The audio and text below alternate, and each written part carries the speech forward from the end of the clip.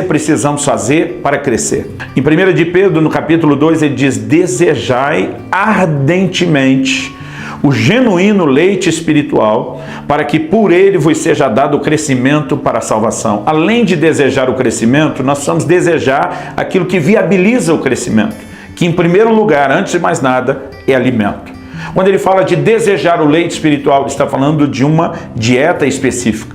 O texto que nós lemos anteriormente, em 1 Coríntios 3, mostra que as crianças elas têm que permanecer no leite. Inicialmente o leite materno, obviamente depois outros leites, como o leite de vaca, vão sendo introduzidos em algumas dietas, mas o que essa criança não pode nesse estágio é alimento sólido. Ninguém faria isso no natural e também isso não vai acontecer no espiritual. Para cada fase, e já demonstramos anteriormente que existem fases do crescimento. O recém-nascido precisa de leite, a criança ainda não pode entrar em todo e qualquer alimento sólido, mas com o tempo nós podemos ir mudando a dieta dentro de cada fase, mas o que toda fase tem em comum é necessário alimento. Sem alimento não há crescimento. E a pergunta é: qual é o alimento espiritual que nós precisamos? Em Mateus 4,4, o Senhor Jesus diz: nem só de pão viverá o homem, mas de toda a palavra que sai da boca de Deus. O pão é aquilo que o nosso corpo necessita, o alimento natural é o que o nosso corpo precisa, não apenas para a sobrevivência, mas para o seu desenvolvimento. Nós precisamos entender que espiritualmente não é diferente. O nosso alimento espiritual é a palavra de Deus. Não há como pensar em viver vida cristã sem o envolvimento com a palavra de Deus. Não se trata apenas de buscar um conhecimento que nos ajude a ser maduros. A palavra é o alimento que nos fará crescer em todas as áreas. Nós precisamos entender que em alguns momentos ele é chamado de alimento da fé. A palavra de Deus é chamada dessa forma, porque vai fortalecer áreas específicas da vida cristã. Então, por exemplo, em 1 Timóteo 4,6, Paulo diz ao seu discípulo: você será nutrido, alimentado pelas palavras de fé que pregamos. Em Romanos 10,17, a Bíblia diz: a fé vem por ouvir e ouvir a palavra de Cristo. Mas a palavra, embora alimente a fé, ela não alimenta só esse departamento da vida espiritual. Ela é um alimento para o nosso espírito de uma forma completa. É o que eu e você precisamos para o crescimento. E sem nos envolvermos com a palavra, não teremos tudo aquilo que precisamos. Aliás, nós precisamos entender que não só precisamos de alimento para que a gente passe de fase da infância para a juventude, da juventude para a varonilidade ou a fase adulta, mas nós também precisamos entender que cada fase tem o seu próprio alimento.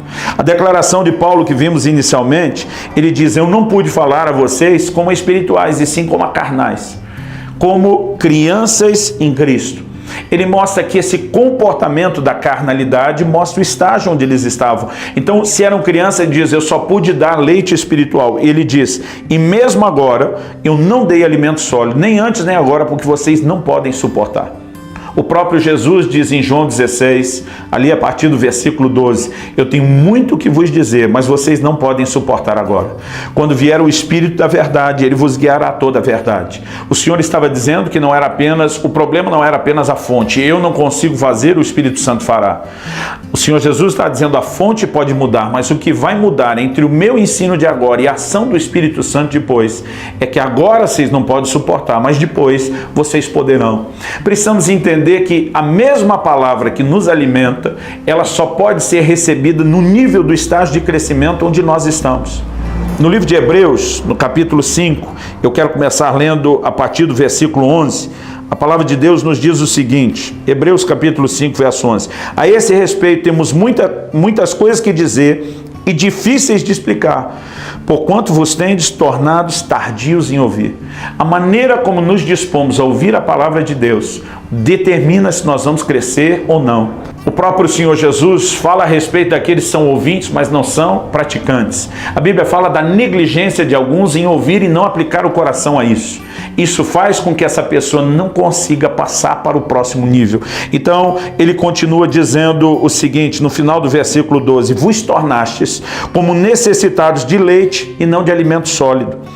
Ele diz, todo aquele que se alimenta de leite é inexperiente na palavra da justiça porque é criança. Mas o alimento sólido é para os adultos, para aqueles que pela prática têm as suas faculdades exercitadas para discernir não somente o bem, mas também o mal. Então, há algumas coisas que nós precisamos entender. A primeira, a necessidade de alimento. A segunda é que cada fase tem a sua própria dieta. Alimento sólido é para os adultos, leite para as crianças. Agora, precisamos também entender que uma criança não se desenvolve somente baseado no fato de que ela recebe alimento. É necessário exercício. Aqui ele está falando daqueles que têm as suas faculdades exercitadas para discernir não somente o bem, mas também o mal. Há um exercício de escolhas, há um exercício de maturidade. E nós precisamos entender, tanto no natural, que é o paralelo que a Bíblia estabelece, como no espiritual, qual é o reflexo disso no crescimento espiritual. Uma criança não se desenvolve apenas porque ela recebe alimento. Se ela não se exercitar, não estamos falando que uma criança vai para a academia, mas ela corre, ela brinca, ela pula, ela se movimenta. Para uma criança estar em desenvolvimento, ainda que ela receba alimento, se ela não se exercitar, ela vai atrofiar. Espiritualmente, eu e você precisamos de alimento. É verdade, a palavra de Deus é esse alimento, mas precisamos de exercício. Assim como há um exercício para o corpo. O apóstolo Paulo escreve a Timóteo e diz: exercita-te na piedade. 1 Timóteo 4,7. No versículo seguinte, 8, ele diz: porque o exercício corporal para pouco proveito. Quando ele fala de pouco proveito, ele não está dizendo que isso não é benéfico para a nossa saúde, mas ele está dizendo que a duração disso é limitada. O exercitar-se na piedade tem benefícios eternos. Então a Bíblia está falando que assim como há um exercício do corpo, assim como há um exercício da mente, para quem é instruído e alimentado na palavra de Deus, há um exercício na piedade. Qual é o exercício na piedade? Quando a Bíblia diz para sermos não só ouvintes, mas praticantes da palavra, a nossa capacidade de desenvolver um vínculo maior com a palavra depende da prática. Tiago diz que quem é ouvinte não é praticante, é semelhante a alguém que se olha no espelho, vê a si mesmo, mas depois esquece de como era. O vínculo criado com a palavra não é criado só quando ouvimos ou nos alimentamos, mas quando exercitamos. Exercitamos o quê? A própria vida cristã. Quando Jesus fala a respeito de dar a outra face para quem nos feriu na primeira, quando fala de andar a segunda milha, de entregar a capa junto com a túnica, ele está falando de exercitar na piedade. Quando alguém nos provoca a ter que exercitar o perdão, essa pessoa está nos ajudando a crescer. As disciplinas diárias, devocionais, a oração, o envolvimento com a palavra, a adoração, o testemunhar, o falar da fé, é o exercício que, combinado com o alimento, nos fará crescer. Portanto, não basta apenas pensar em frequentar cultos, é que você se alimente da fonte, leia a Bíblia, faça isso todos os dias, tire tempo com Deus todos os dias. Mas se você não se exercitar na piedade e não decidir praticar a palavra de Deus todos os dias, não adianta ter apenas o alimento. A combinação dessas duas coisas são a receita para o seu crescimento, para que você passe de uma fase para outra, até alcançar aquilo que Deus planejou. A estatura do varão perfeito, a perfeita varonilidade. Que a graça do Senhor seja contigo e que você não apenas entenda como crescer, mas que você haja em cima daquilo que ouviu e garanta o seu crescimento em nome de Jesus.